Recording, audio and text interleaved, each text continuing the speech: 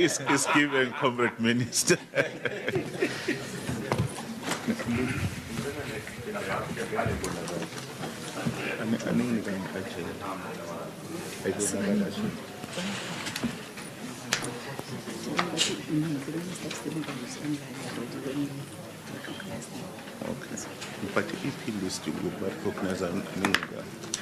No, thank you very much, Your Excellencies.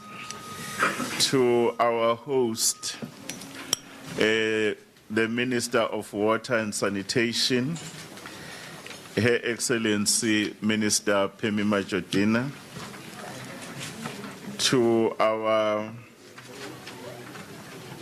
to His Excellency President Kikwete, who's our former President of the United Republic of Tanzania. He's also our co-chairperson on the International High-Level Panel on Water Investment. His Excellency, my brother, Amin Idris Ado, who's part of the entire organization in terms of AU-AIP NEPAD investment here. To all the partners that are here, especially His Excellency, the Minister in Senegal, who's also online, Your Excellency, Comrade President. They've joined us online. And we also have the Minister of, the Honorable Al-Fadi, Minister of Environment, Water and Agriculture from the Kingdom of Saudi Arabia. Your Excellency, Honorable Sheikh Chidane Diaye, Minister of Water and Sanitation, the Republic of Senegal, as I was saying, is online. And we also have the Honorable Dr. Jongwe Masuka, Minister of Land, Agriculture, Fisheries, Water and Rural Development from our neighbors, Republic of Zimbabwe. The leadership that is here, we have the MEC from Gauteng for Cooperative Governance and Traditional Affairs, joining the Minister, Comrade Jacob Mamabula. The leadership of the World Bank, they are here led by the Global Water Practice World Bank Group, the director there, my brother Sarosh Kumar, and the entire leadership and other organizations, the African Development Bank. The time now, Your Excellencies, is 10:46. We have arranged with my brother Idris that there is going to be something that we will show very quickly that will indicate the purpose of the summit. It will be very short, Your Excellency, our President and Ministers and Deputy Ministers that are here. My name, I'm David Mahlaw. I'm the Deputy Minister in RSA for Water. I'm going to be supporting our leaders during this high-level consultation in our effort to do the mobilization of resources for the African continent during the presidency of South Africa on behalf of Africa for the G20. And it comes at an important period in our lives when there are many challenges that the globe is facing, but water is the most important cog because it has the social component, the economic component, environmental component, including the security component. And nobody can live without water. That's why our slogan indeed says that water is life and sanitation is dignity. And the work that President Kikwete and the other heads of states that we are doing, and an important work, because for humanity to have peace, justice, and development, the question of access to water, including its own benefits, is a right thing to do for human prosperity.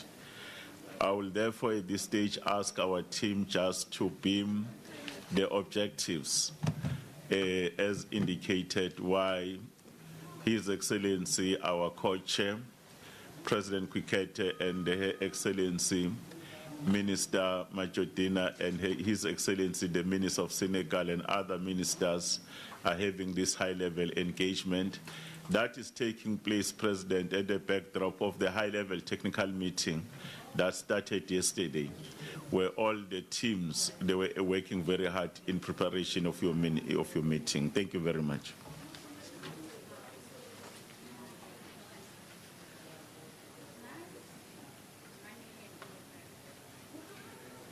Can the team at the back assist us? Oh, no, thank you very much. When you look at our screen, the high-level objectives that are being set here for the summit that will be at the level of heads of state and government will be for to accelerate investments in Africa. The overriding objectives of the summit is to accelerate investment into Africa's water and sanitation by promoting transformative financing and enabling environment and a pipeline of bankable projects. The other one, the summit will contribute to mobilizing the necessary resources for the implementation of African Union's Continental Africa Water Investment Program.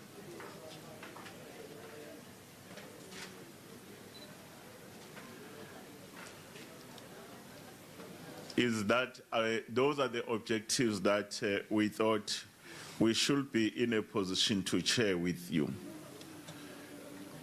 The objectives of the summit that are more detailed, we firstly have to mobilize resources and commitments for the Continental African Investment Platform and blended investment facility to accelerate implementation of the African Union Investment Action Plan pipeline of projects submitted by African countries. We'll also use this summit to showcase a pipeline of bankable projects to prospective funders and investors.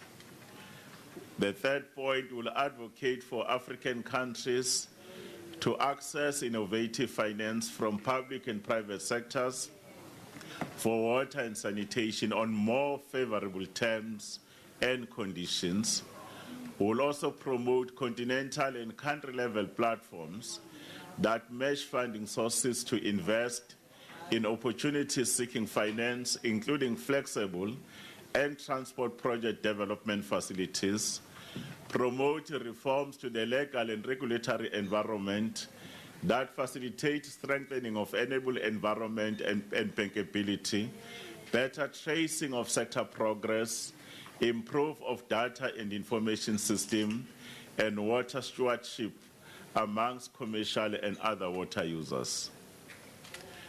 Therefore, the summit will be convened on the sideline as part of the Africa's commitment in terms of South Africa's G20 presidents, and then it will be aligned in terms of contributing to South Africa's G20 priorities that His Excellency President Cyril Ramaphosa has outlined to the global community, including the African Union, of rapid and inclusive economic growth, eradication of poverty and hunger, and climate sustainability by accelerating investment into climate-resilient water and sanitation.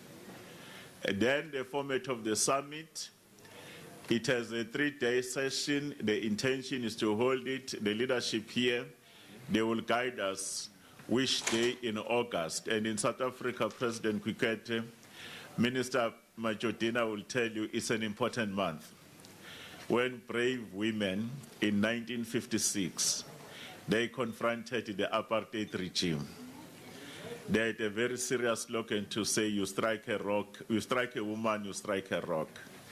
They were able, if we are in this particular month, because the biggest burden is actually shared by women and girl children. There are 3 days. The first day is a ministerial high-level engagement.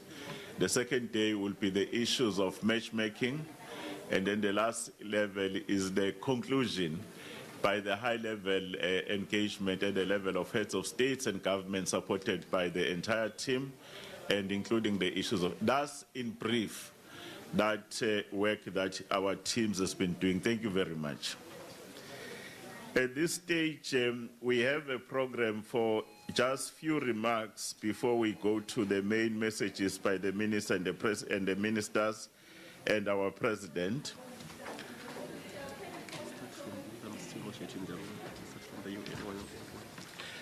Thank you very much, my brother, for assisting. We have reduced the time for those who are doing messages of welcoming, not more than 5 minutes. We will start with His Excellency Renato Masudi, the UN Secretary General Special Envoy on Water and the former Minister of Foreign Affairs for the Republic of Indonesia. And His Excellency Minister Masudi is connected on a virtual platform. Your Excellency, you are welcome. You can address this high-level consultation meeting. Thank you very much.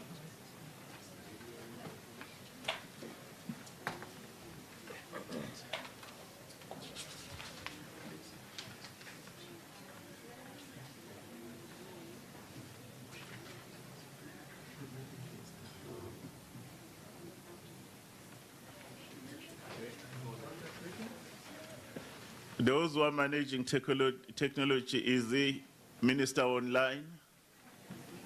Can you unmute him, please? He has about 5 minutes, Minister, to make your remarks. Thank you very much. Our special envoy to the Secretary General of the United Nations. Thank you.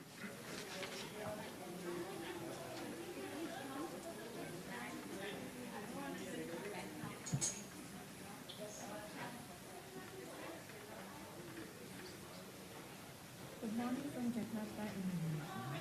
And it is an honor for me to convey a message in this very important high-level consultation on mobilizing commitments toward African Union AIP Water Investment Summit 2025. I do believe that this high-level consultation will contribute to the global collective efforts to ensure water and sanitation for all. When talking about water, indeed, Africa must never be forgotten.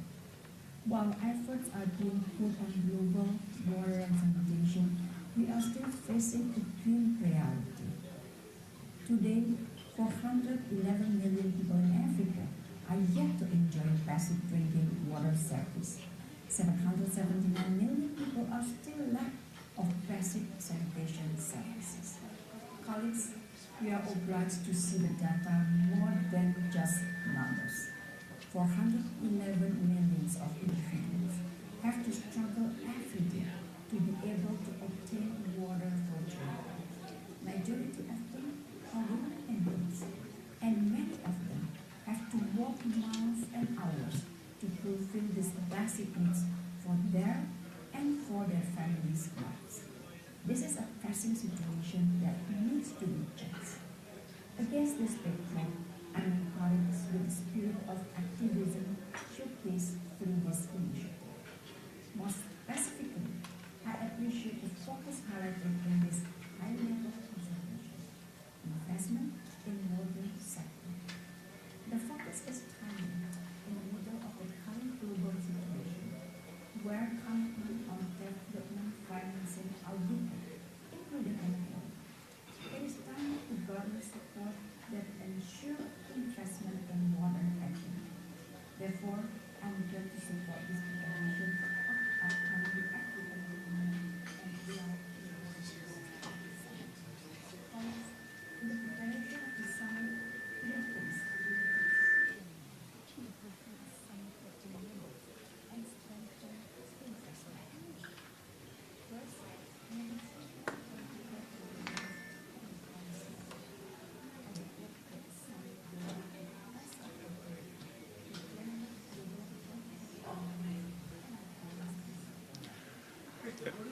we are struggling with the volume. Can our apology, Your Excellency Minister, there is an issue of the volume there. If they can just raise it a little bit.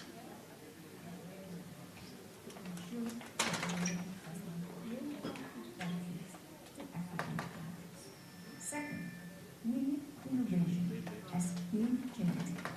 Innovation needs new stakeholders approach. Partnership is key. No. Government, private,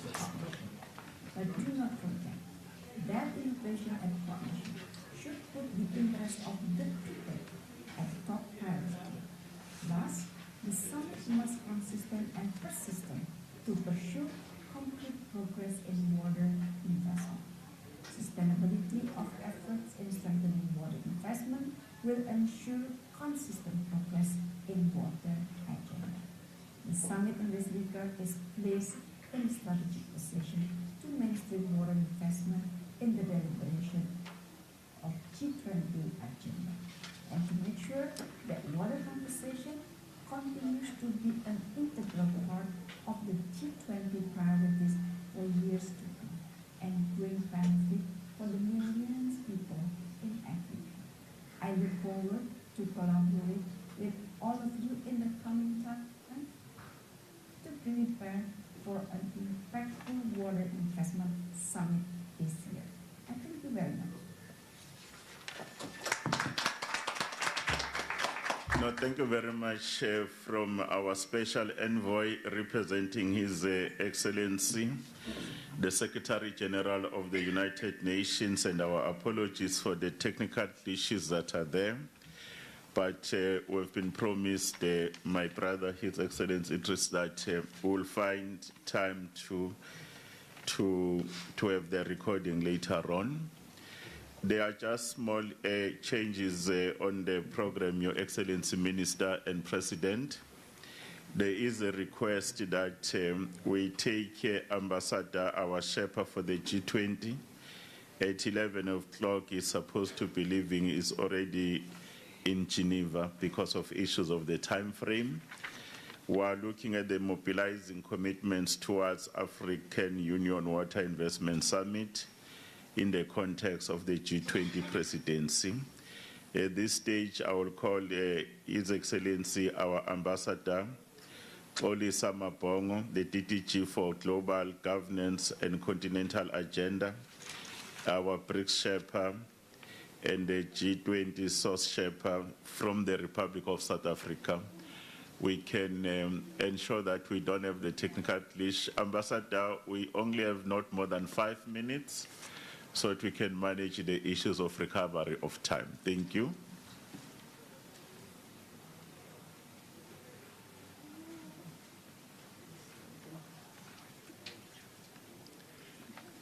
Can we ensure that the ambassador is disconnected?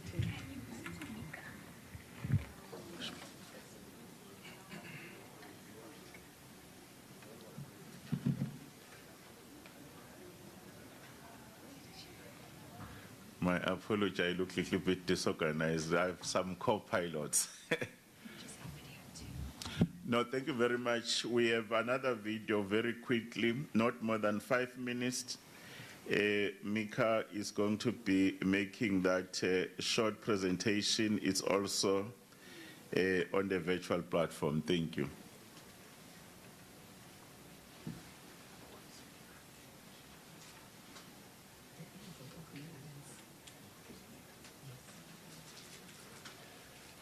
And Mika, Your Excellencies, is one of our partners from the Kingdom of Netherlands. That's our envoy on these issues. Are you winning, my sister? Please. And volume, please.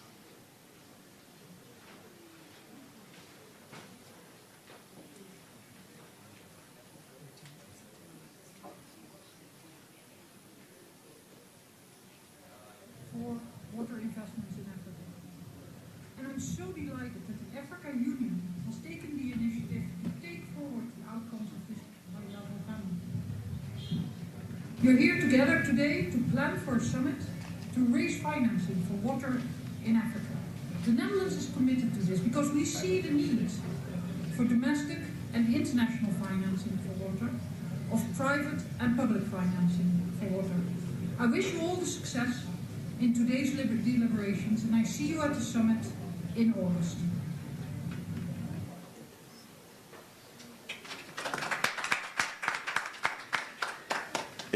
One of the things we don't want when the heads of states and government, they are convening in August, we have technical glitches.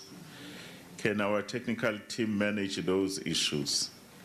At this point, I'm going to request that our host on behalf of the African Union and our minister responsible for water and sanitation in the Republic of South Africa. President, we don't no longer call water and sanitation in South Africa. We have a Ministry of Life and Dignity, because water constitutionally is a matter of life, and sanitation is a matter of dignity. I want us to welcome Her Excellency, our Minister of Water and Sanitation, Comrade Phemi Majodina, with a round of applause.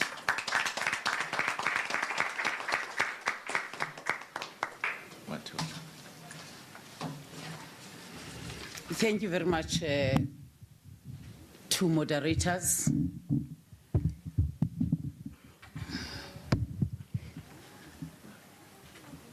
Let me start by acknowledging all our important guests and dignitaries.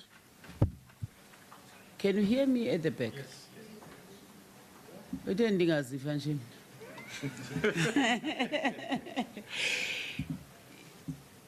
We are gathered here today in a very important month in South Africa, which is Human Rights Month. But within this Human Rights Month, it is also the Water Month. Water is a basic and a fundamental human right. It is against that background that we as a Department of Life and Dignity, we felt that we must integrate water within the month, which is so important to us, the Human Rights Month. This is a high-level consultation on mobilizing commitments and resources towards hosting of the African Union Water Investment Summit. His Excellency Moses Valakati, Commissioner for Agriculture, Rural Development and Blue and Sustainable Environment in the African Union Commission. His Excellency Thomas Begele, the AU Chief Executive Officer, African Union Development Agency, NEPAD. His Excellency Honorable Masudi, who have just addressed us on the virtual platform from the Republic of Indonesia. We are unable to connect with Ambassador Mabongo Xolisa. We're looking forward to hear what we are going to say on the water chapter towards G20. I listened at his interview this morning. He did not mention water. And I want to warn everyone that is preparing for G20. You don't mention water, there's no G20. When water is not mentioned, we are responsible for two important things here. It's water, this side is sanitation.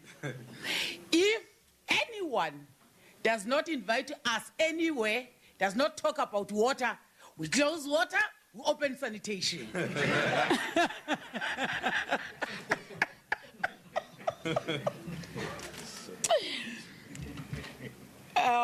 Minister of Water and Sanitation from Malawi, Honorable Edie, my dearest brother of all times. The Minister of Water from Senegal. We have been together for quite some time. We have worked together. We started this journey together of ensuring that we take the resolution of UNGA, we implement that resolution. Who's also the chair of AMCOW. We are really pleased that you are part of this roadmap towards the hosting of this important summit. Our one and the only, who's holding us by hand, the former president of Tanzania. We have learned a lot from yourself, but you have not let us down at any point. Whenever we call upon you to seek guidance, you don't hesitate to be with us at all times. Can we give the former president a big round of applause? We are really abusing him, but we had to. You can only tap from his wisdom because he has traveled this journey. But we must have a special way of uploading or giving applause to him. Let's do this because we're in this water sector.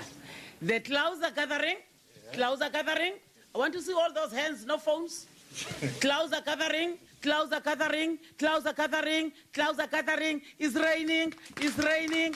It's raining. It's raining. Thunder. Thunder. It is only when you deal with water that you'll understand the language of water. His Excellency President Kikwete, thank you so much.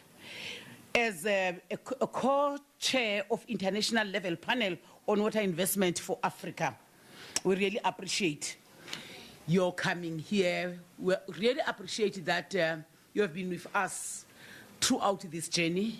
When we were in Unga in September 2024, you were with us. When we were in Cairo, despite that physically you were not there, but we could feel your voice. When we were in Addis in February, we could feel your voice and your guidance. Thank you very much. Ladies and gentlemen who are gathered here today, the media house is present here. Thank you so much for coming to make coverage of this important event.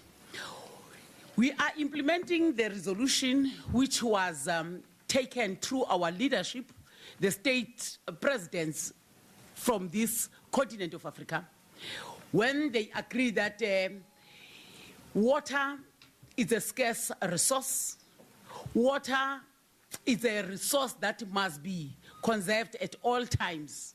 Water is life. Water is so central when it comes to economic development, when it comes to social development, as well as in livelihoods. Without water, there is no economic growth. Our people need water. There's no substitute for water. Hence, we're taking the issue of water very serious. Moderators, allow me to start by appreciating the response of all the partners that are here to this high-level consultation meeting. Because we want to escalate the issue of water to be in the top of the agenda. Whenever the statesmen are meeting, they must talk about water. Our people don't eat ideas, they don't drink ideas, they drink water. And therefore, water accessibility as well as water reliability is a must. I'm talking to you every day in South Africa. There are protests about water. People just need water. Water for their own livelihoods. Be that as may, government alone cannot be able to give enough in terms of funding in the water infrastructure to reach our people unless government works with the public-private partnership. It is against that background that I'm delighted to witness the progress that we have made in this sector. On Sunday, the 16th until yesterday, here, President Kikwete, we met at the City ICC where we were hosted by International Water Association on reclamation and reuse of water. It is important that we acknowledge that water is a precious resource, and therefore we must take care of water. Every drop of water must count. If you look at the continent, not a single president in this continent can stand up and say, all my people in my country, they have access to water. And that it tells us that all our president must do likewise. My president, on the 6th of February, he has declared water as priority #1 because he was saying, without water, we are nothing. We must ensure that all what we do is centered around water.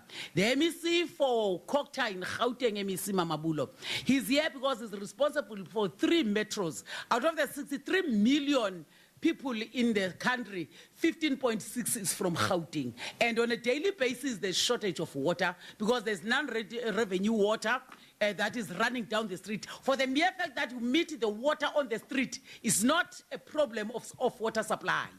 We do bulk water supply through our water ports.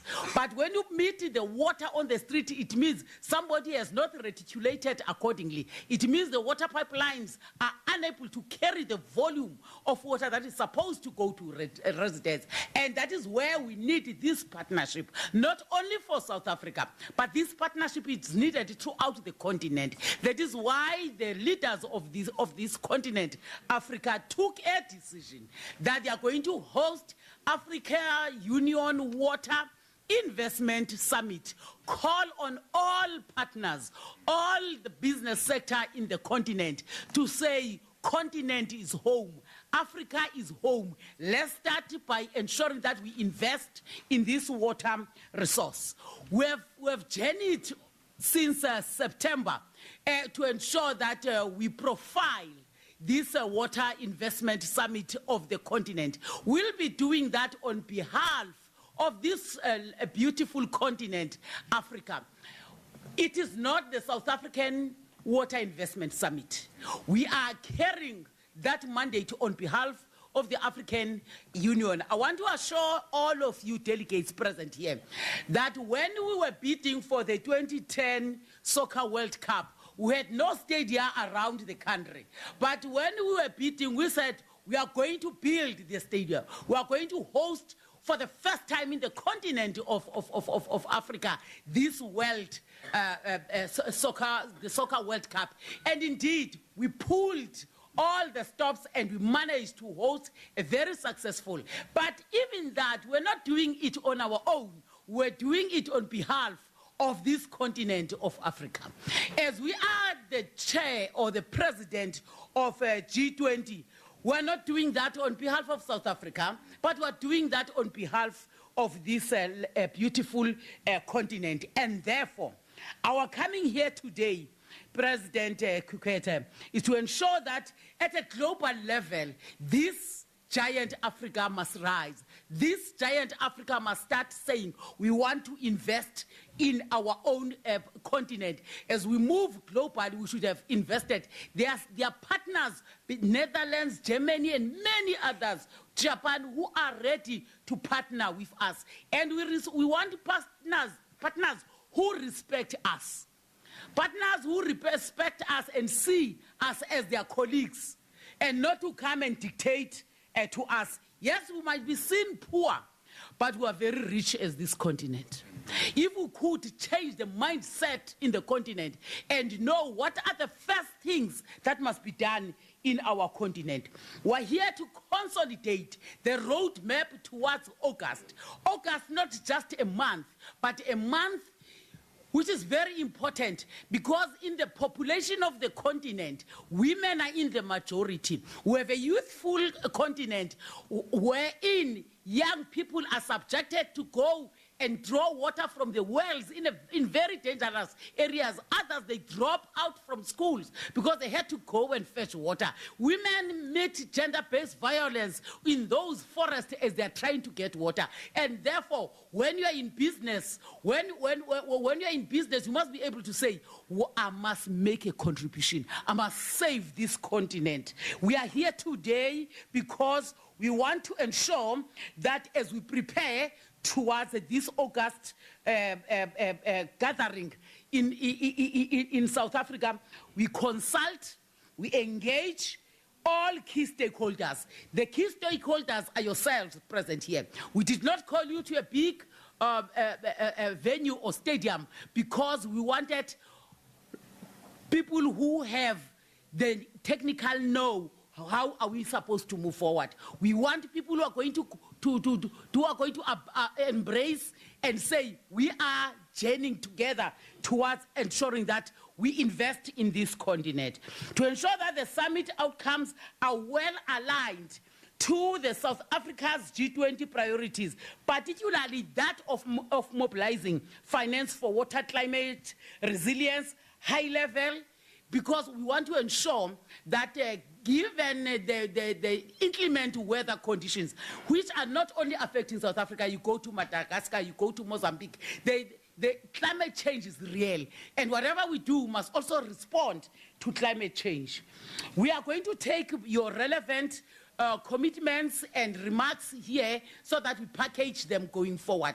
We were in Addis in February because it was the change of leadership. We are not going to wait up until we get a word from the new chair of AUC. Let's put our ducks on the row. By the time he gets all the documents, we must be ahead in ensuring that we don't drop the ball. The previous leadership planned for this. We're given mandate to host, but now for us to host, we need strategic partners. Is the World Bank in the house? Wow, when you are here, then is African Development Bank in the house? There they are. You see, when you have these two, hi, you're gone. This summit is going to happen. This summit is going to be pulled by all of us present here. We acknowledge that Africa has a lot to do. The rate of unemployment across the continent is at an alarming rate. But poverty, underdevelopment, and inequality, it talks to all of us that let's make water accessible. Let's make water reliable. Let's make water to be everywhere where our people are for them to develop. And no one can develop without water. Lastly, moderators, excellencies, ladies and gentlemen, let us seize this opportunity to elevate the water agenda to our leaders in G20. That summit in August, it must craft a declaration that will be served to the G20 leaders to say water cannot be put in the periphery. Water must top the agenda of any summit. Water must be there. You know, when I was still a student, before we got free education, even if you go to church, you just scream, free education.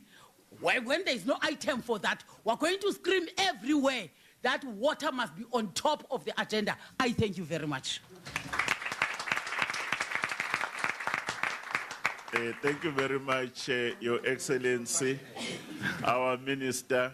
I think we have learned our lingo now. The clouds gathering, it's raining, and then there's a thunder. Very, very important. Yeah. But more important, Minister, your words that you welcome us here and the task that you are given, working with the African Union Commission and the African Ministers Committee on Water, the high-level panel led by our President, President Kikwete, and others.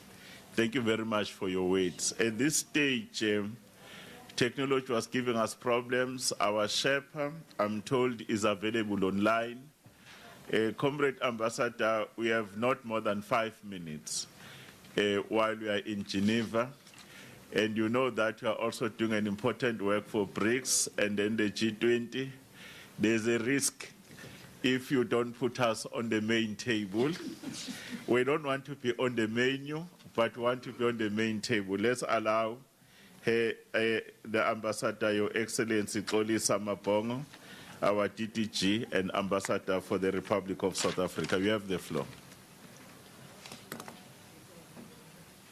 Director, Excellencies, ladies and gentlemen, it is an honor for me to participate in this meeting. Allow me to express appreciation to the global leaders who started this very important global water sector movement and the initiatives that we are discussing today. I personally witnessed the progress and participated in many events on water and sanitation when I had the honor to represent my country in New York at the United Nations as Ambassador and Deputy Permanent Representative. It is on that basis that I'm familiar with the issues of water and sanitation and the challenges that the sector has been going through to elevate the level that this infinite resource deserves. As a multilateral diplomat, and with my experience in negotiations that warranted water considerations with no positive outcomes at times or considerations, I stand here today and I can safely say that the high-level water panel launched in 2016 and which finalized this report in 2018 is still the only water report that sustained the process to today.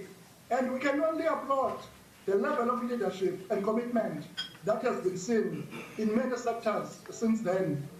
I must also acknowledge the same concerns expressed by our Minister of Water Affairs and Sanitation, the Honorable Penny Majodina, who picked up the baton and sustained the commitment.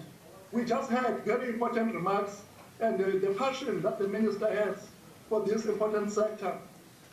2 days ago, I had a meeting with a representative of the AIP and the Global Water Partnership and felt obligated to join this AU-AIP forum under the leadership of Minister Majodina, the AU, as well as former President of Tanzania, His Excellency Jakaya Kikwete. It is humbling to see the work that came out of the process and the programmatic proposals for the G20 summit with clear targets and interventions, working with our global partners and international organizations. The ambition to elevate and accelerate issues of water in the continent to G20 leaders is important, and we should do our best as South Africa to use our presidency to support this initiative. I thank you, Excellencies. No, thank you very much, Your Excellency, our Ambassador. There will be water flowing for the G20, and we are also making you our Special Envoy and Ambassador on water matters. Thank you very much, Comrade Ambassador. At this stage, I would want to allow us an opportunity to call upon the President of the African Ministers' Council on Water, a very important body in the African Union Commission. He is also the co-chair of the African Union Africa Investment in Water Program.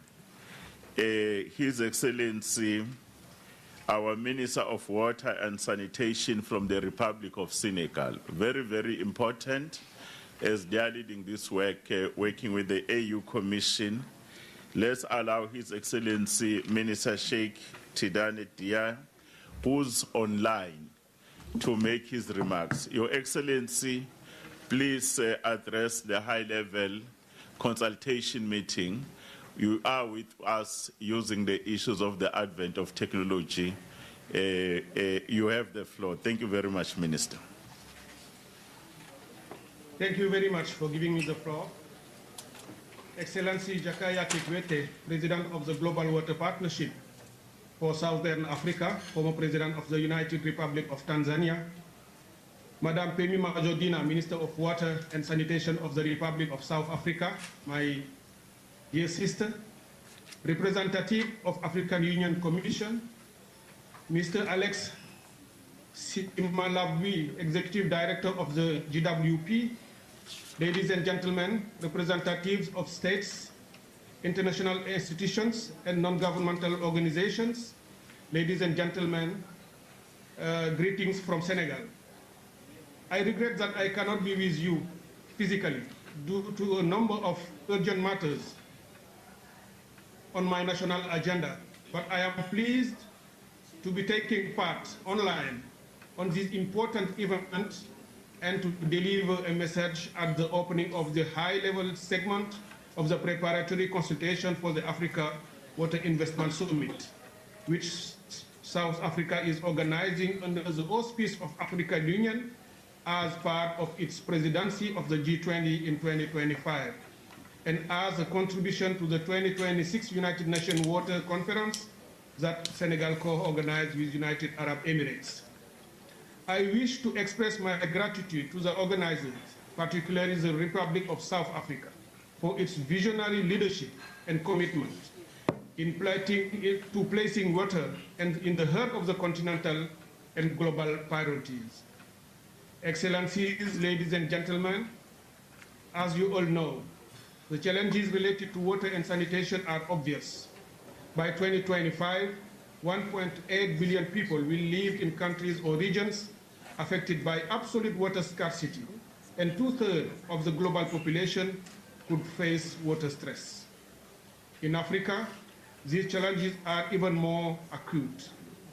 400 million people lack access to clean drinking water, and 700 million are deprived of basic sanitation services. Yet, despite these immense challenges, progress has been made. Significant advancement have been achieved in many countries, but much remains to be done. To achieve the Sustainable Development Goals related to water by 2030, Africa needs $30 billion annually. However, current investment does not exceed $10 to $19 billion annually. This funding gap is not only jeopardize our socio-economic development, but also exacerbates our climate vulnerability with estimated losses nearly 200 billion per year. Hence, the relevance of South Africa's proposal to host the Summit on Water Investment in Africa and to include the topic of water in the global agenda of its G20 presidency.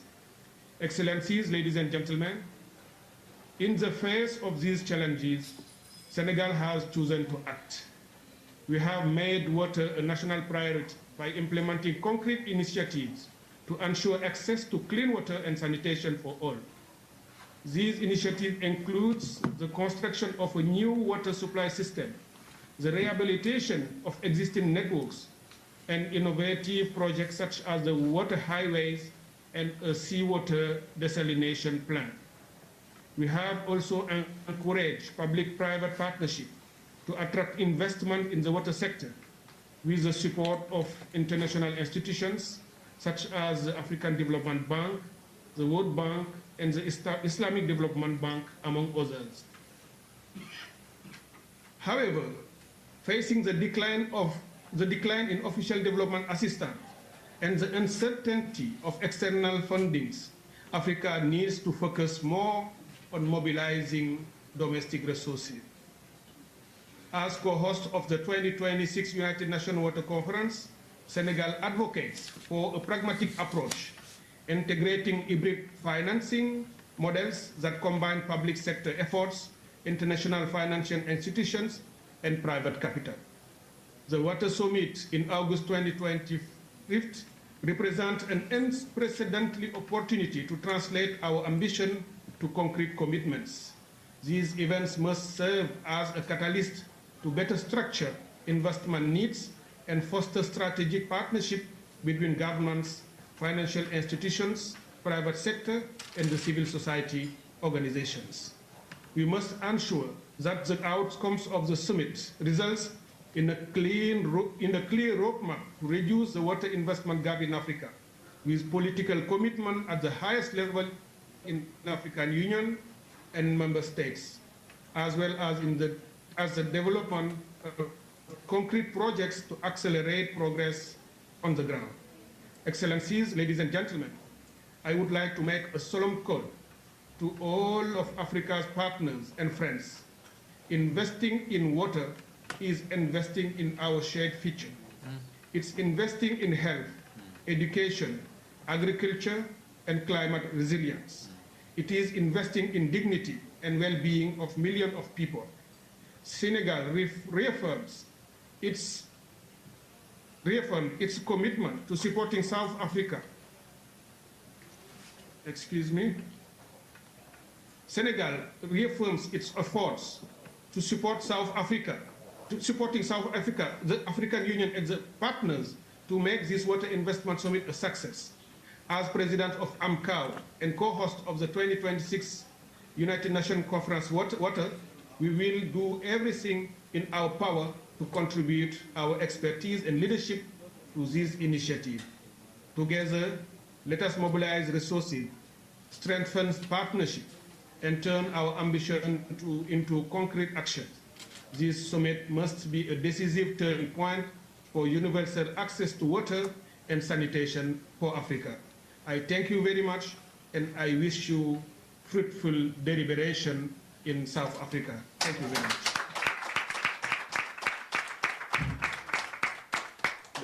Thank you very much, Your Excellency, our Minister and the President of AMCOW, and our co-chair for those profound words and also the clearing call that we are making. At this stage, Your Excellencies and delegates, we have reached a point where we need to get the address by His Excellency, our alternative co-chair on the International High-Level Panel on Water Investment for Africa, and our chairperson for GWPSA Africa, His Excellency, President Kikwete. If we can rise and welcome His Excellency, our President.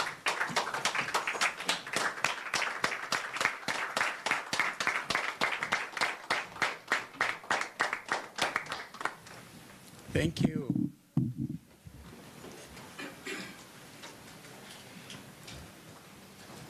Your Excellency, Madam Penny, Minister for Life and Dignity. I like that. Excellencies, present and those participating online, esteemed guests, ladies and gentlemen. It is indeed an honor and a pleasure for me to join you this morning at this high-level consultation on mobilizing commitments towards the African Union Water Investment Summit to be held in August this year here in Cape Town. I extend my sincere thanks and gratitude to the African Union Commission, the Government of South Africa, and the High-Level Panel on Water Investment for Africa for organizing this important dialogue. I extend special thanks to the government and the people of South Africa for the very warm reception and gracious hospitality. Excellencies, your presence here today is a testament to our shared concerns and commitment to contribute towards finding ways and means of addressing Africa's challenge in achieving the overarching objective of SDG 6 of ensuring the availability and sustainable management of water and sanitation for all by 2030. Ladies and gentlemen, we are only 6 years away from 2030. We are less than 6 years away from 2030. Yet Africa faces enormous challenges as far as the Sustainable Development Goal 6 on water and sanitation is concerned. There are over 300 to 400 million people who do not have access to clean drinking water on the continent, and over 700 million are without access to good sanitation. Also, that the service and productive sectors cannot get all the water they need to perform optimally possible. Certainly, these challenges present serious impediments to Africa's socio-economic growth and development. Ladies and gentlemen, Africa remains the most vulnerable continent to climate change, as confirmed by the International Intergovernmental Panel on Climate Change. Without urgent action, climate change will affect every aspect of life in Africa, and the reverberations will be felt worldwide. This is why we must respond swiftly and collectively by accelerating investments into climate resilience and adaptation. We in Africa experience climate change through water catastrophes, droughts, floods, and cyclones. The impact of climate change in Africa is very pronounced in water, which ironically is at the heart of Africa's development. You know, one simple example that I can give, when I was growing up in our country, there used to be many streams that were perennial. And these days, they are no more. They've just become seasonal.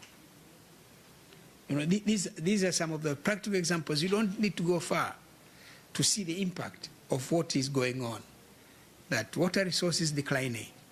And these are some of those examples that one can draw. Ladies and gentlemen, therefore, the need to see comprehensive action taken on water and sanitation challenges in Africa is obvious. The high-level panel on water, convened by the then UN Secretary General Ban Ki-moon and the then President of the World Bank, Jim Kim, in 2016, endorsed this fact. The panel comprised of 11 sitting heads of state and government. This was not a mid-level or a low-level participation. There are 11 heads of state from Australia, Bangladesh, Hungary, Jordan, South Africa, Mauritius, Mexico, the Netherlands, Peru, Senegal, and Tajikistan. Africa was represented by 3 countries there: South Africa, Mauritius, and Senegal.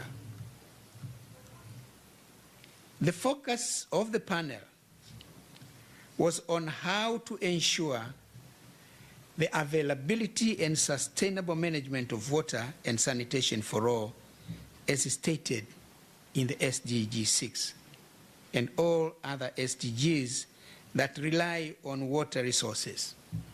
There are SDGs that rely on water resources. When we talk about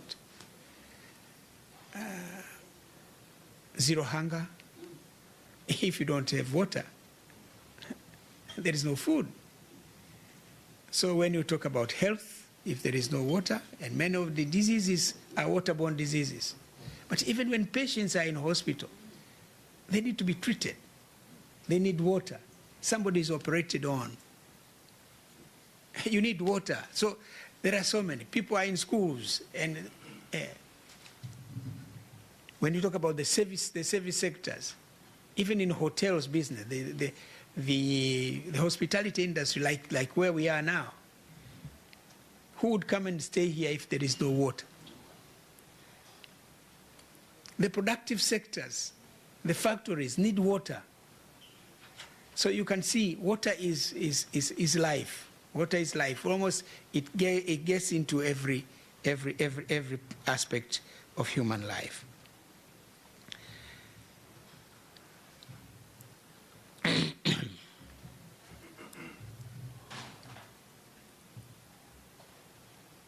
In the outcome document released in 2018 at the conclusion of the work of this panel,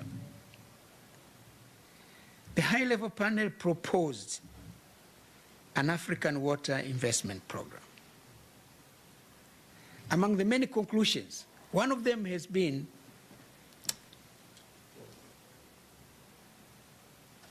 underscoring that there is an urgent need for Africa to have a water investment program. This was 2018, at the conclusion of this big panel established by the World Bank and the United Nations. Soon thereafter, the African Ministers' Council on Water, AMCOW, decided to put together a team of experts to conceive the African investment program as proposed by the high-level panel of the 11 heads of state and government. In this endeavor, the African Ministers' Council on Water worked with AU-AIP, the African Development Bank, the Infrastructure Consortium of Africa, and the Global Water Partnership, the Southern African chapter of which I am the chair of the board. The outcome of this work was the proposed Africa Water Investment Program, AIP, which was adopted by the Assembly of African Heads of State and Government of the African Union at the 34th Ordinary Session of the AU Summit on February 7th, 2021. The Africa Water Investment Program became part and parcel of the Program for Infrastructure Development in Africa, Priority Action 2, PIDA PAP 2. The African Union Assembly also adopted the establishment of the high-level panel on water investments in Africa. The task of the panel is to spearhead the mobilization of resources for the implementation of the Africa Water Investment. Specifically, the panel was tasked, the demand was $30 billion to be mobilized annually until 2030 in order to implement the Africa Water Investment Program, but at the same time implement the objectives of SDG 6 as far as the African continent is concerned.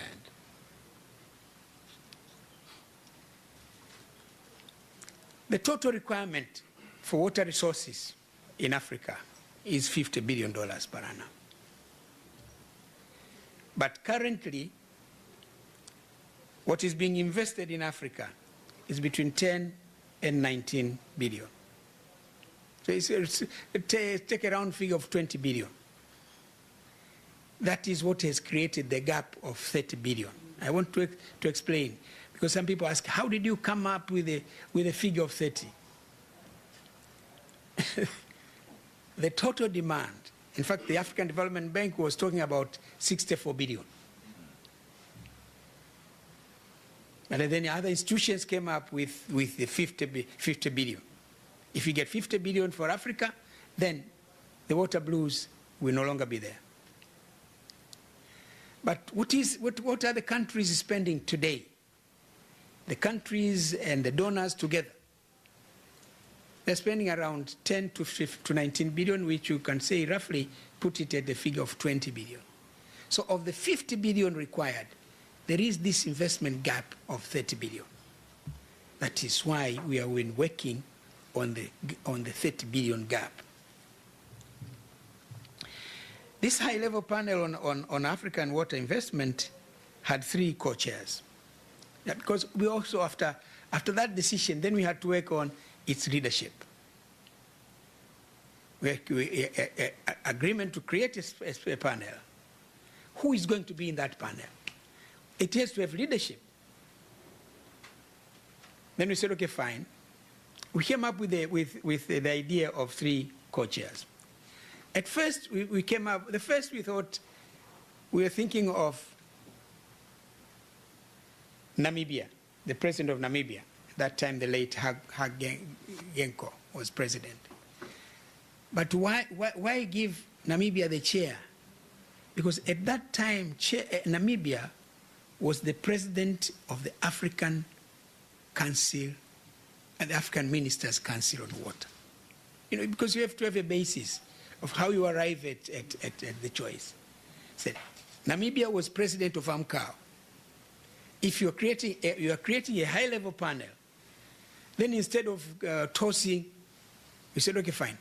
They are president of AMCOW, let them be the chair of the panel. But we said also, we need leaders from the global north to be part of our initiative. We need partnership in these efforts. African resources alone may not be enough to implement the program. Then we said, who? At that time, the Netherlands was organizing the UN Conference on Water, the 2022, 2022, 2023. Yes. We said then, this is a good basis of choosing the Netherlands. We spoke to Prime Minister Mark Rutte, and he said, oh, that's fine. And that's why we had very active participation of the Netherlands, I can assure you. And they have continued to work to be with us up to this day. Who was that chair Sherpa? Henk. Yes. Henk has been with us. The Prime Minister was busy, but we had Henk as the special envoy of the Prime Minister, and then working with us in this. So we had first stewardship. And then we said, okay, fine. We should have representation at the heads of state level from Africa. We said we cannot bring all of them into that one. Then that would again become the AU summit.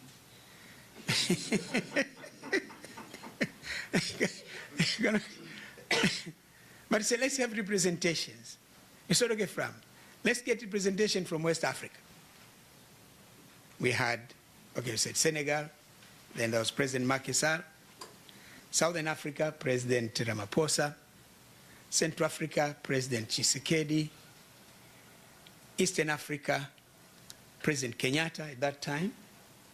And Northern Africa, the King of Morocco. But as we were conceiving the creation of the establishment, Senegal, the president of Senegal, became chairman of the AU. So he said, as chair of the AU has to be also the co-chair. That's why we ended up with 3 co-chairs. So then the chair of the AU has to be part of that. So that is how we came up with the AU. I was at the center of the conception of this whole thing. And then people were saying, but why don't you become a co-chair? I said, no, please. You need people with the muscles. And the people with the muscles are those who are still in power. So the compromise was that at least then just become alternate co-chair. That's how I became the alternate co-chair.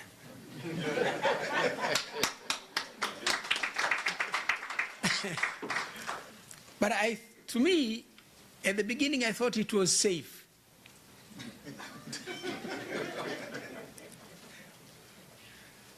Because I was trying to visualize a situation where all these 3 co-chairs to be absent. It's not possible. So at least I'll be there as the errand boy, do this, as I do a lot of this work on behalf of the panel, on behalf of the co-chairs. But it turned out, twice we were in the UN, none of the 3 co-chairs came.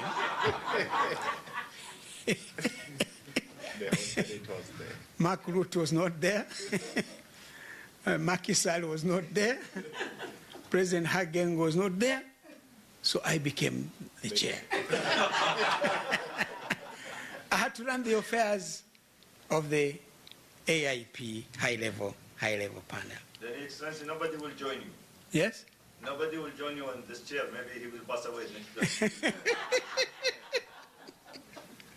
So that is the story of the. But in the conception of the high-level panel, word came around, wisdom prevailed, but all these co-chairs are men. At least in Africa, we have a female president. Samia Suluhu Hassan, my president of the United Republic of Tanzania. Sadly, but that's the reality, as we all know, the water problems in Africa has a female face. Because it's the women who bear the burden of handling water challenges for the household. So he said, okay, fine, we already have someone from the eastern region, but let's as a matter of special case, let's also include President Samia Suluhu Hassan of Tanzania as a female president to be part of that high-level panel. That's why we had the 3 co-chairs, yes, and on the sideline, somewhere when we draw those organograms of leadership, on the sideline there is an alternate co-chair, and then we had 6, and then plus 1, 7 members of the high-level panel on Africa. So that's I'm talking about the evolution. In 2022, the Assembly of African Heads of State approved the Water Investment Scorecard. This is something was also conceived by the high-level panel. But its purpose is to track progress in implementation of the Africa Water Investment Program. But also it is a measure of tracking accountability. Are things working? What is happening? So when you have the scorecard, you will see, okay, this country is doing fine, this one is not doing fine on the benchmarks that we have set ourselves. The scorecard is there. And again, it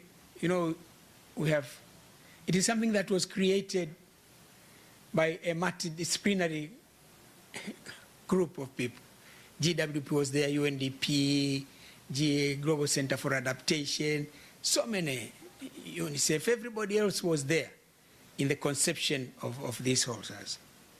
And this point I'm saying, in the whole conception of this work, we have had the World Bank, the African Development Bank, the UNDP, UNICEF, Center for Climate Center, and so many of these, plus the GWP, of which I chaired the Southern African chapter. So the International High-Level Panel on Water Investment for Africa was eventually launched by President Macky Sall of Senegal in March 2022 during the 9th World Water Forum in Dakar, Senegal. Later, of course, it was inaugurated at Sharm el-Sheikh, Egypt, during the summit of COP27. Since inception, the high-level panel on water investment for Africa, the secretariat, which is being hosted by the Global Water Partnership for Southern Africa, based here in Pretoria, has made important progress. There's been work that is going on, and at the UN Water Conference in 2023,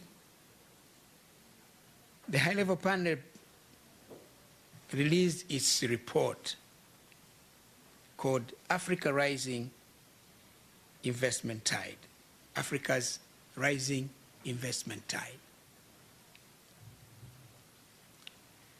The report outlined pathways for countries to mobilize at least $30 billion annually by 2030 in order to implement the Africa water investment, but also on how to narrow the existing investment gap on the continent.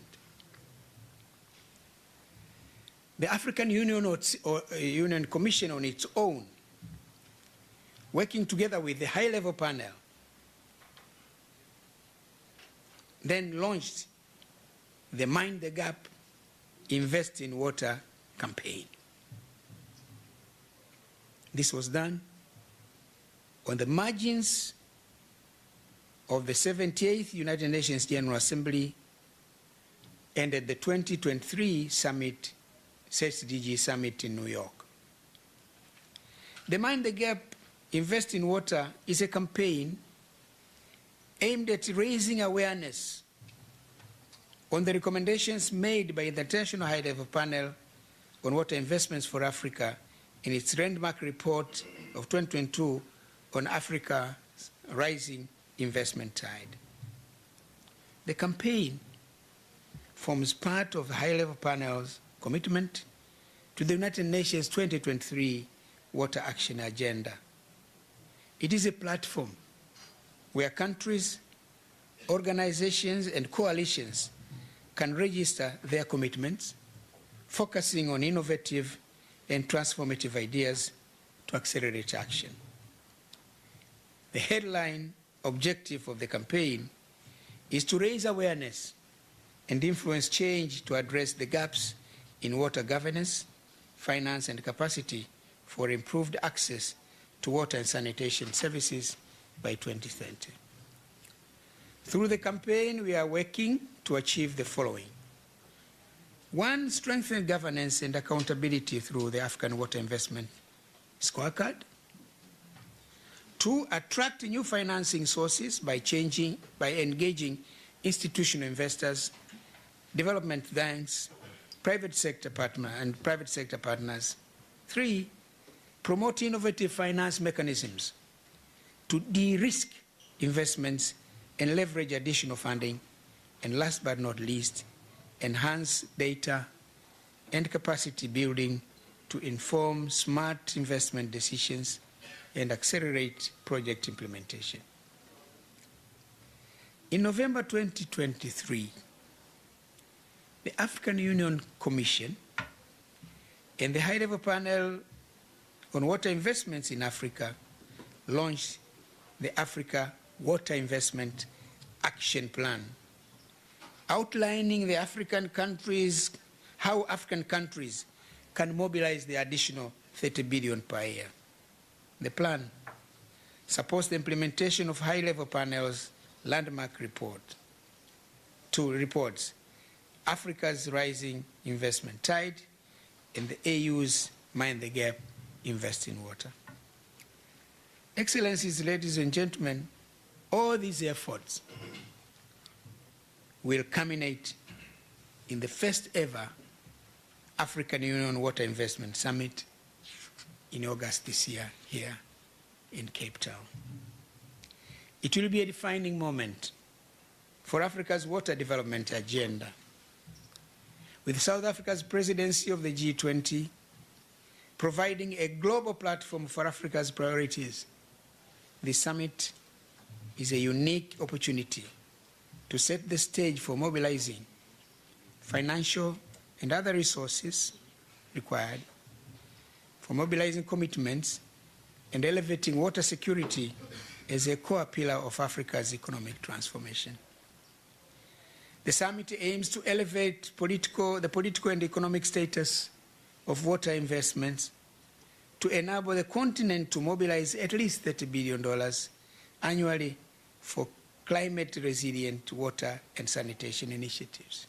For sure, the August Africa Water Summit aligns well with the broader G20 agenda on economic growth, climate sustainability, and enhanced financing for development.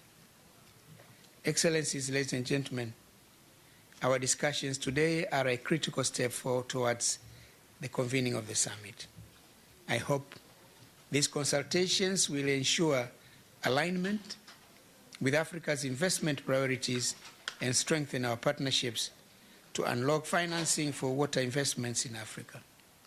This is not just about securing funding, it is about transforming the way we govern, the way we finance, and the way we implement water investments across our dear continent, Africa, the motherland. The High-Level Panel on Water Investments for Africa has mapped out clear pathways to bridge water investment gap through the Mind the Gap, Invest in Water campaign. Our call for action today is clear. 1, governments must prioritize water investments in national budgets. At least 5% of the national budgets should be allocated to water and sanitation.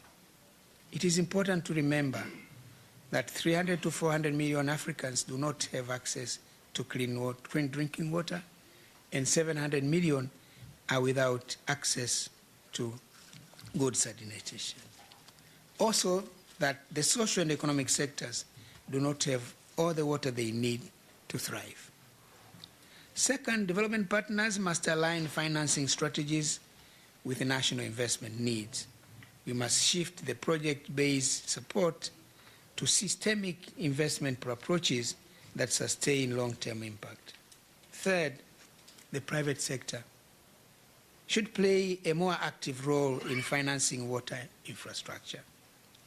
By leveraging blended finance models, we can unlock unprecedented capital for climate-resilient water investments. We must foster a culture of accountability and transparency.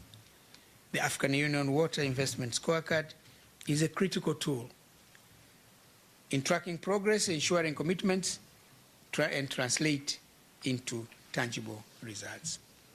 For the G20 leaders, it will be important that the upcoming the African Union Water Investment Summit results in integration of Africa's water investment agenda into the G20 development priorities. G20 leaders should recognize water security as a fundamental driver of economic stability, climate resilience, and social development, especially on the African continent. Through the summit, we urge the G20 to support the establishment of a dedicated G20 Africa Water Finance Partnership to help mobilize concessional finance, blended financing mechanisms, and private sector engagement to unlock the additional 20% needed annually for water investments in Africa to implement the objectives of SDG 6. Through South Africa's G20 presidency, we call for a G20 leaders' declaration on water security for Africa at the African Union Water Investment Summit 2025. This declaration should set clear targets for increased investments, policy reforms, and innovative financing to accelerate Africa's progress towards SDG 6 and climate adaptation goals. In conclusion, ladies and excellencies, ladies and gentlemen, let me state that our ambition is bold, but it is achievable. Africa has the potential, has the resources, and the vision to bridge the water investment gap. I urge each one of us, government leaders, financiers, development partners, and civil society, and of course the G20, to make concrete commitments as we march together towards the African Union Water Investment Summit 2025. Achieving water security and sustainable sanitation for all in Africa by 2030 is possible and is within our power. I thank you.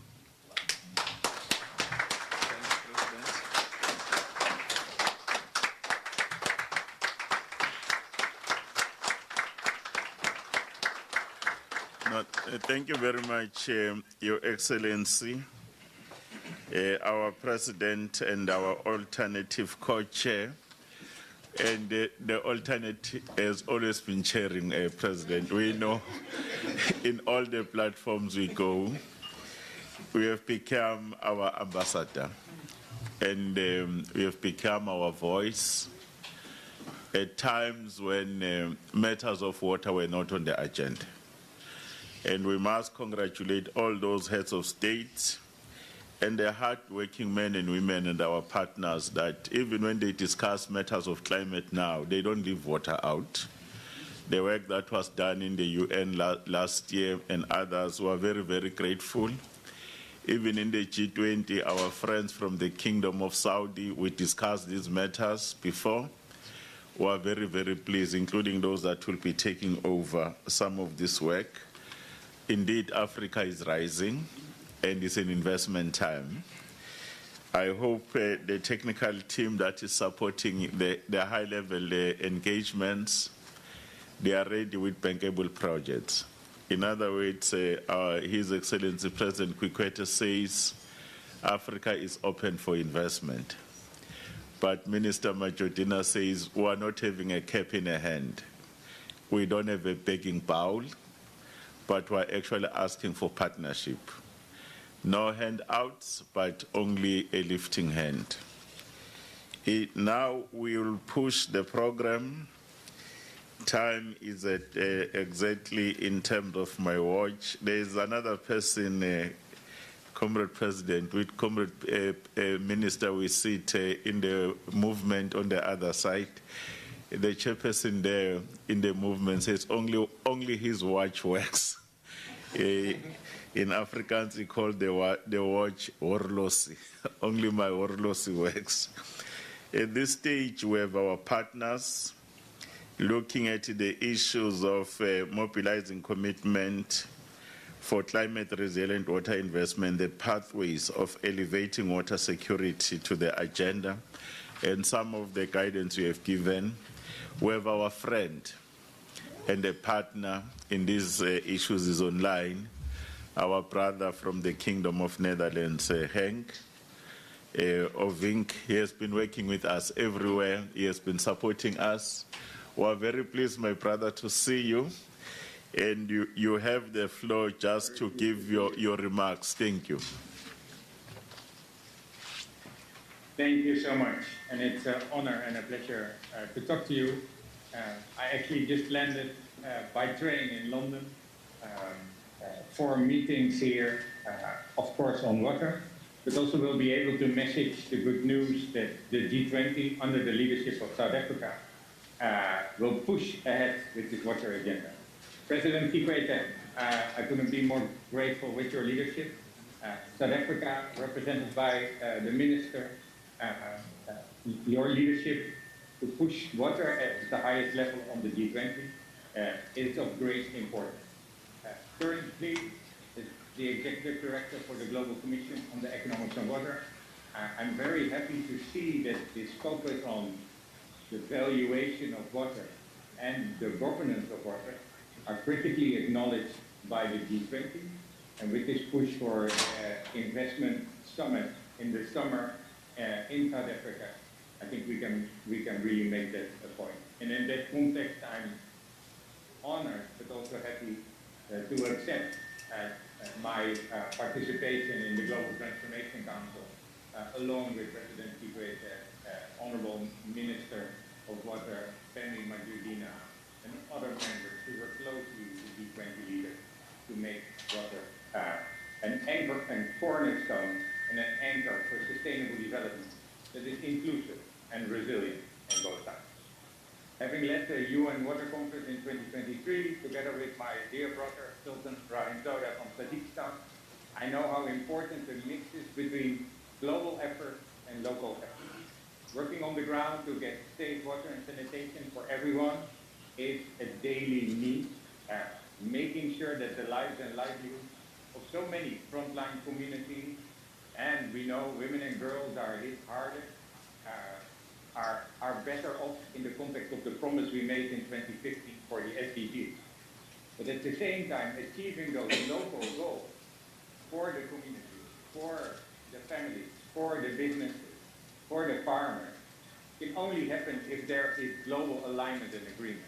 The 2023 Water Conference was a first step.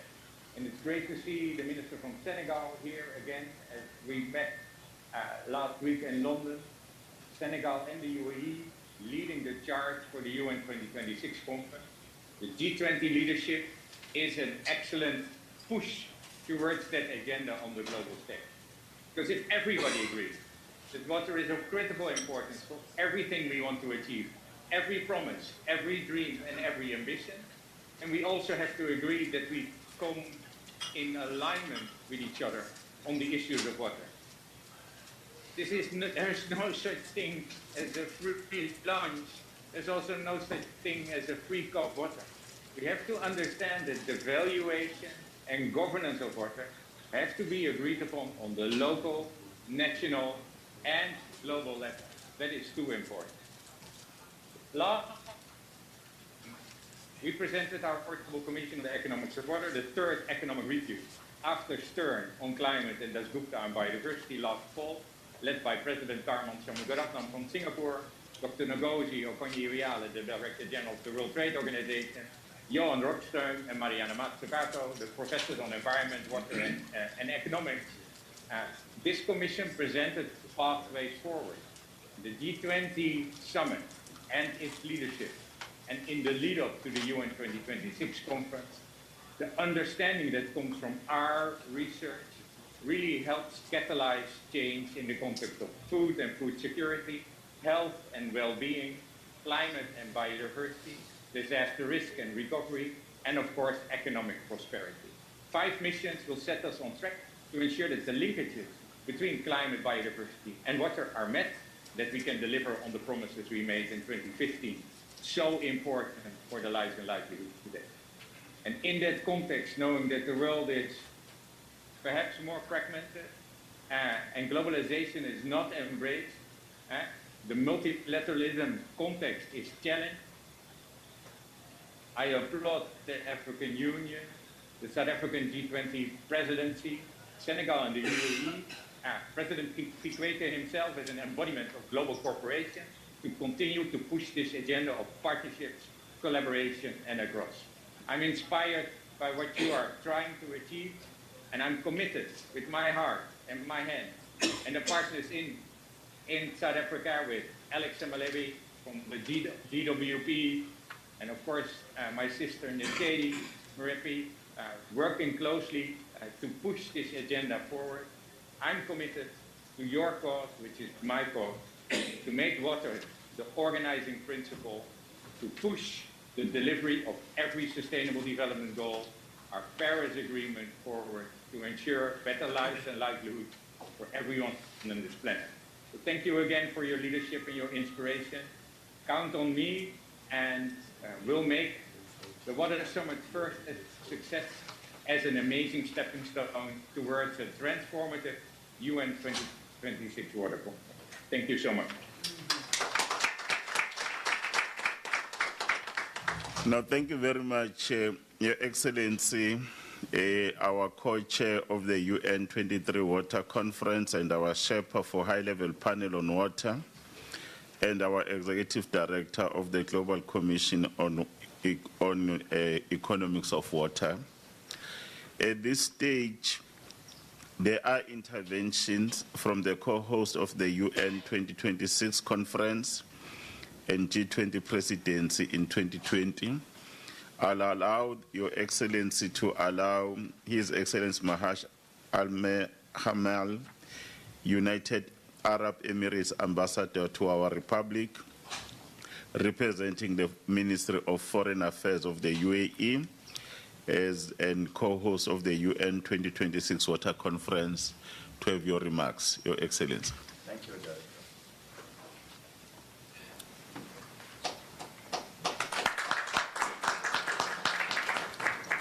Your Excellency, I want you to join me here.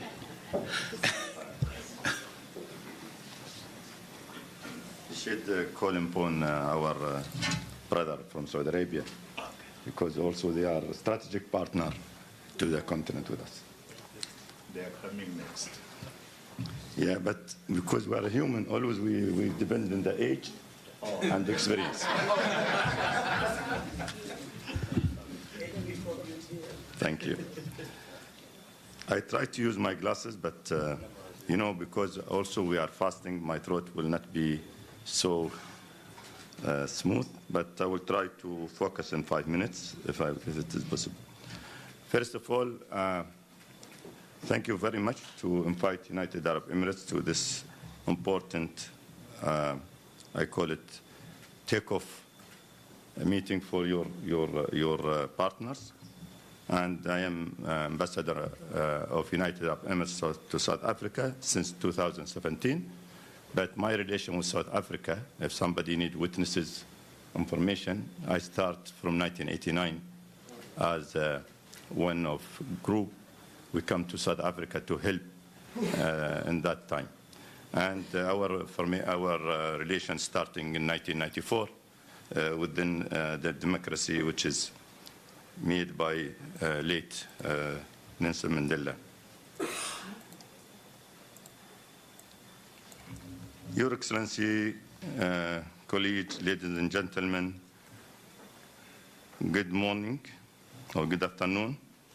It is a pleasure for me today to talk in the part of the high-level consultation AU-AIP Water Investment Summit. We would like to thank the convencer for their determined effort over the last few months to mobilize all the stakeholders around the arrangement for the summit to ensure that it is success and that also, and of course, serve as a key milestone to road the G20 summit and also 2026 UN Water Conference. As all you know, that United Arab Emirates delighted to be co-hosting 2026 UN Water Conference among with their colleague from Senegal, which is mentioned by the representative here, and also we are delighted to be in that. The United Arab Emirates, December 2026, as two countries from the global south, we will hope to deliver a conference to bring a new space effective, including device voices and the real impact in the ground. The conference has clear mandate and overreaching objective, which is celebrating the International Stability and Development Goal 6, ensuring that the availability and sanitation and management water for all in this room. We are all knows that the water is the key enable to achieving 2030. Within the only 5 years remaining until 2030, sorry to say that progress toward the achievement SDG 6 highly affected track. Today, 2.2 billion people still lack of water and clean drink water. 3.5 billion people that are still lack of safety management sanitation service. And 4 billion people still inexperienced to safe water security last one of the month their years. In the fact, no nation immune to be where that water presented so we can exchange food security, public health, and economy and political stability. According to the last milestone to achieve the goal 2030 target, overall progress must be accelerated, 6-fold for drinking water and 5-fold to public health. The World Bank also suggesting that in order to meet our water related to SDG commitment, the world need to mobilize 6.7 trillion for global water supply by 2030. This is investment gaps not only impact in water action, but also in space of socio-economy development, including food security, energy security, public health, and gender equality, and economy growth. The current rate of the progress now in water action call for urgent coordinating and device action to achieve our objective. Global target is simply not possible without increasing the investment, accelerating the technology development and growth, international cooperation. There have been many recommendations in the past calling for faster actions and increasing the investment in water and visibility. Without support of the parties, these cannot be achieved. UAE United Arab Emirates is enjoying to be joined with this session and look forward to build and to insight shared to ensure the successful of Africa Water Investment Summit, and also finally to talk forward with conciliation and also supporting. Thank you very much.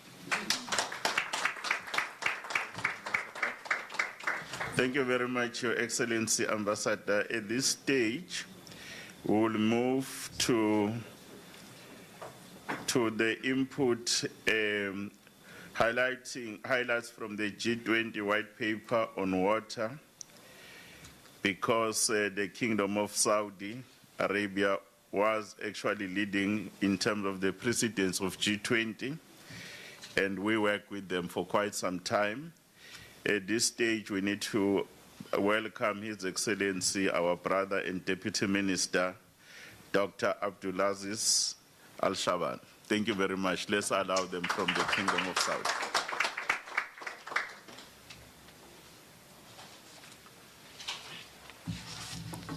Thank you very much for the introduction, and thank you very much for inviting Saudi Arabia to attend this high-level meeting.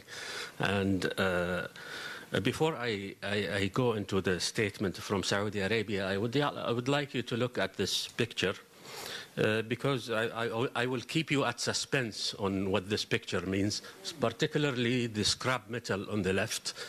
And we will come to the wisdom at the end of the speech. The second thing is that I'd like to give an impression of what I have seen yesterday and what I am seeing today. I think the analogy of the water work globally can come down to a car.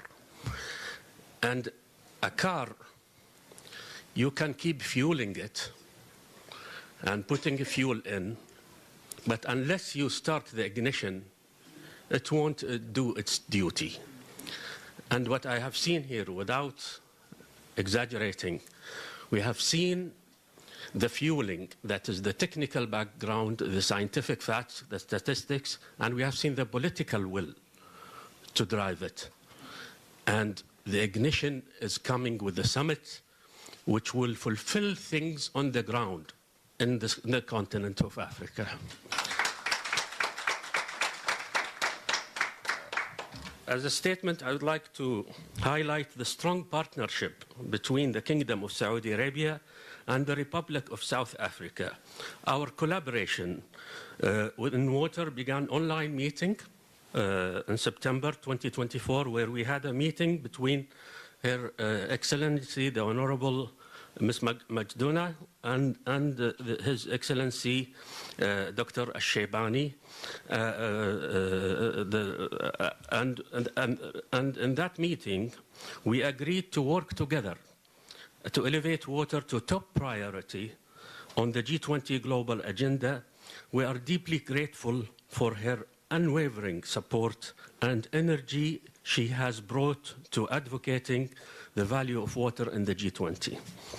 We also extend our sincere thanks to the Republic of South Africa for sending a high-level delegation to Riyadh during the COP16 in December 2024, led by His Excellency Deputy Minister Isaac Selo, and their participation in the COP16, along with their involvement in various high-level panels, ministerial sessions was important contribution to our shared goals and ongoing efforts in water.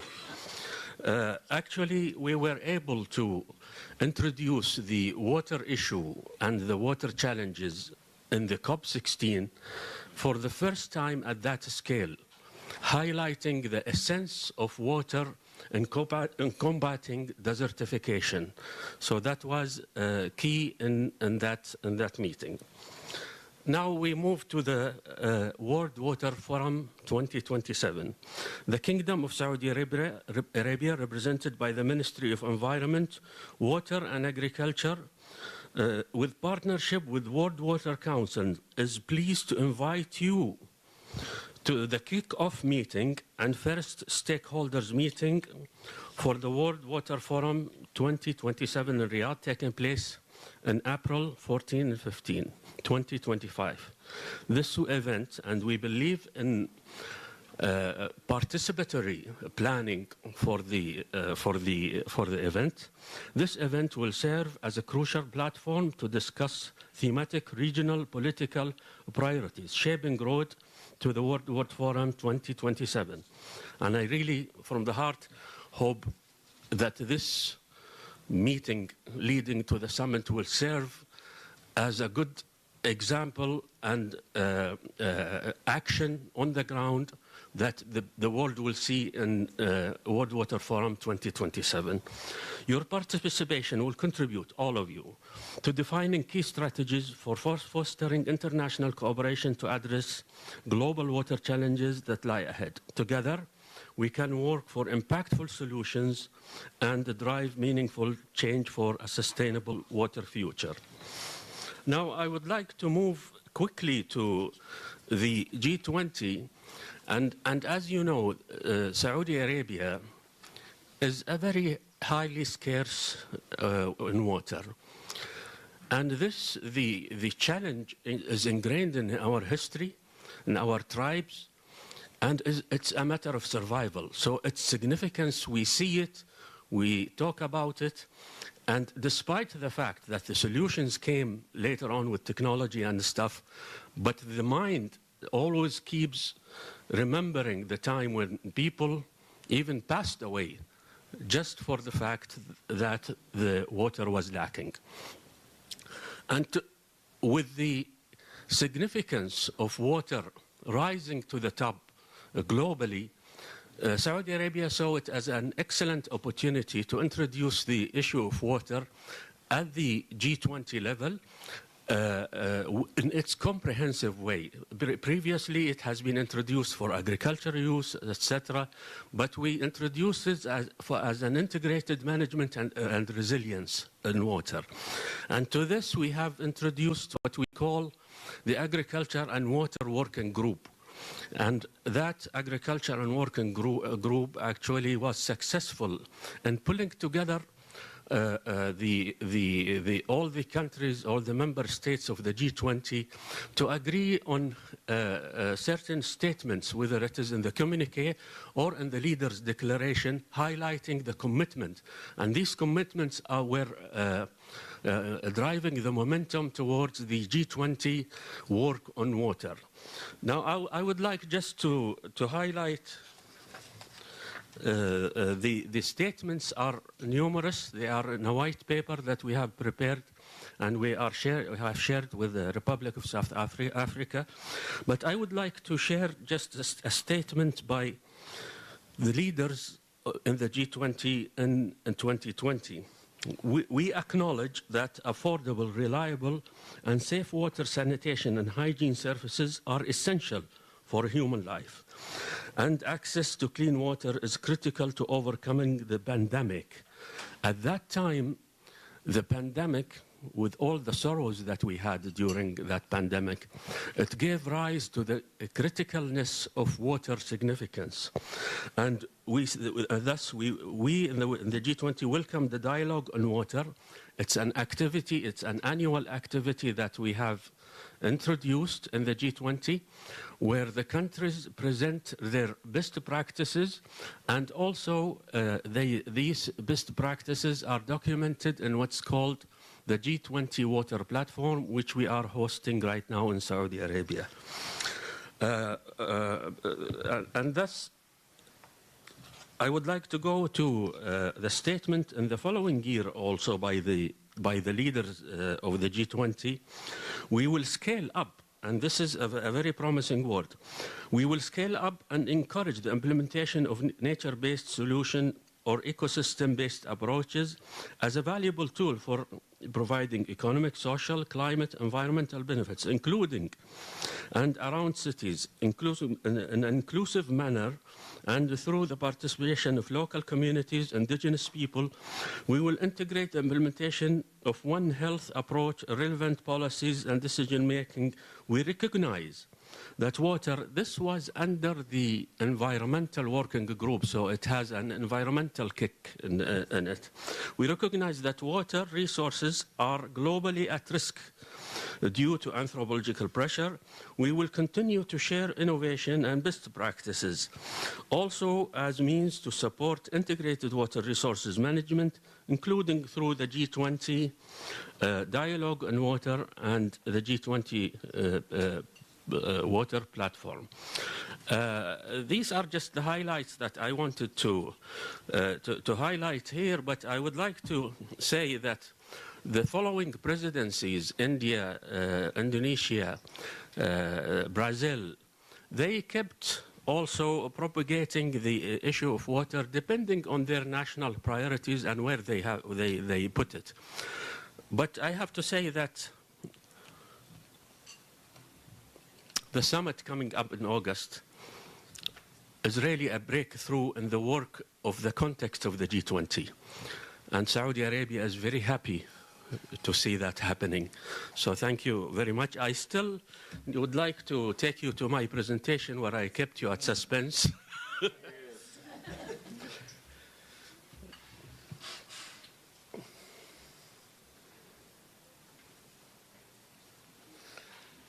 If you can go to the second slide.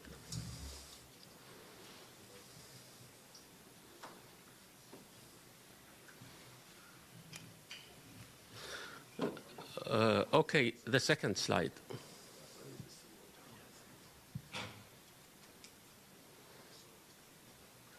No, still,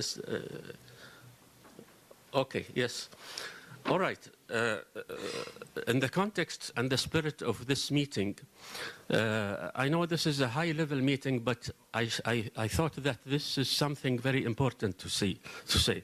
One of the things that enabled the Kingdom of Saudi Arabia to privatize the water sector and to move in that very quickly is the formation of what we call Saudi Water Partnership Company. So it is an entity within the water sector that takes care of privatization. And this was a good vehicle to move to private sector investment in the water sector. Here are some numbers. You can see to the project values at the very right side. And you can see that I don't want to dwell on the technicalities because of the time, but we can see a great move towards privatization. This is all the private sector volume of the Saudi Riyal, by the way, is the US dollar is 3.75 Saudi Riyal, just to show you the volume. Next, please. Next. Okay. This slide shows the enablers that the water sector in Saudi Arabia has undertaken in order to move towards the privatization. One of the key factors that enable privatization is to reduce the price of water production, in our case particularly from the desalination, and thus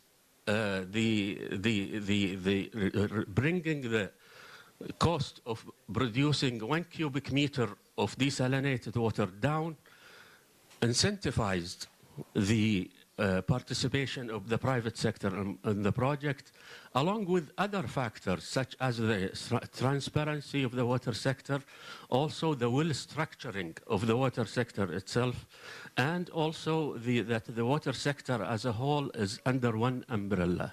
So next. So this is the final slide before the suspense is solved. You see, from 2016 to 2024, this is where 2016 was our baseline before we introduced our national water strategy. And 24 is last year, of course. And you can see that there is a huge increase in production, water transmission, and water storage. And privatization was a big part of being able to do that. Now, I would like to go to the next slide where I will solve the puzzle. Okay, the bringing King Abdulaziz, the founder of this country, and the metal to the left. The metal to the left is the first desalination plant. It's called the condenser. And it was ordered by King Abdulaziz, 1928. And this monument now stands in Jeddah, highlighting this fact. And the fact that the political will from that time used alternative resources of water in order to secure the natural water resources has been driving the energy and the momentum in the kingdom to reach what we have reached today in terms of managing water. Thank you very much. No, thank you very much, my brother, Dr. Abdulaziz, on the input and the lessons we draw. You remain one of our reliable partners when we deal with these issues. Very quickly, I've decided to hijack my comrade here. We owe each other the water from the Messina Bay Bridge there.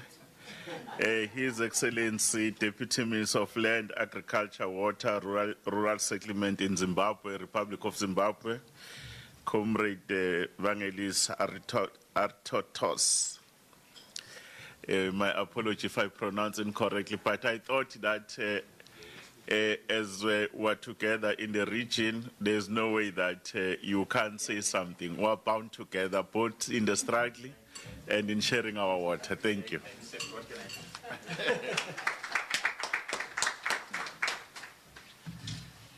Good afternoon to you all. Yeah, what can I say? What can I do but to accept responsibility? We're at the same level. He's also a deputy minister. I'm a deputy minister. So after this, we'll take off the gloves. In your absence, Your Excellency, of course. You'll be the referee. Oh. Let me start by recognizing Your Excellency, Honorable J. Chikwete, who is the former President of the United Republic of Tanzania, and a very long title, almost as long as my ministry, the alternate co-chair International High-Level Panel on Water Investments for Africa. I recognize you, sir. Madam Minister of Water and Sanitation, Honorable P. Majwadina, my brother and colleague, Deputy Minister David Mahlobo, sorry. Your Excellencies here present, ladies and gentlemen. Since I've been hijacked, I'll only take 2 minutes of your time. A lot of issues have been raised today, so I don't want to talk about problems, I want to talk about ways forward, right? First and foremost, just to thank the organizers for inviting us to this event. And I'm so happy that you invited us to Cape Town, because those that know the history of Cape Town will know just a few years ago, they were about to declare what they call, I think, D-Day, is it? Day zero. And sadly, those that are on social media, they took full advantage of the Cape Townians. And I'm sorry to say, but I remember very well one picture of someone saying in Zimbabwe, we proposed the ring. In Cape Town, they proposed the bottle of water. And while some of us were laughing, the case was actually very serious. And I'm happy that at least the organizers chose this venue and this province, because I think that they've done a marvelous job. They've done a substantially great job. And now, funny enough, about 2 weeks ago, I bought a bottle of water in Zimbabwe, a glass bottle, and I looked at it and it said, made in Cape Town. And that's all the way north in Zimbabwe. So that really tells you that they've turned it around. Your Excellency, to feed off of what you were saying about the SDGs, there's not one SDG out of the 17 that doesn't rely indirectly or directly on water. And I think those that don't believe water is so important, if you just understand that part, because education, zero hunger, poverty eradication, all of that is really under there. Even protecting the girl child. We still have villages in Africa where, unfortunately, like you rightfully said, Your Excellency, is that the burden falls on the lady or the girl. And we have girl childs walking 8 kilometers plus. Very unfair. In this day and age, to be talking about this, it's a real big shame. So all SDGs, whether directly or indirectly, rely on water. Without water, definitely we cannot move our world forward. Not only Zimbabwe, not only South Africa, the world forward. Your Excellency, also, you made an important statement regarding national budgets. And if I recall, you mentioned about 5% national budgets. I think it's critical. We have, since our ministry is quite big, we have many other departments, but we also are signatories to the Malabo Declaration, which stipulates that 10% of our national budgets must go to agriculture. So when we now say agriculture is 10%, water and sanitation must have at least 5%. So if we can commit as African countries to 15% of our national budgets for agriculture, as well as water and sanitation, I think we'll have a very different continent. Sadly, I will tell you ahead that we only have 8.9% of our national budget for the 2025 allocated to us as ministry. And I raise this with our Minister of Finance all the time, that our ministry also has water. So we should really have 15%. What we can do with 15% and what we can do with 8.9% or 9% is really, it's night and day. So we need to advocate for something like that. In terms of strengthening, and like I mentioned, way forward, it all is completely dependent on political will. We are all African, or some of us maybe not African, but we are all African if we talk of the African continent and leaders of the African continent. There's no way that we cannot solve this problem. Yes, we need support, we need outside support, but if we really get our house in order, there's no way that as the African continent that we should have this problem of water. We should actually be exporting our water. As my colleague mentioned, we are even looking at agreements now where we are mutually supporting, where provinces in South Africa require water and we want to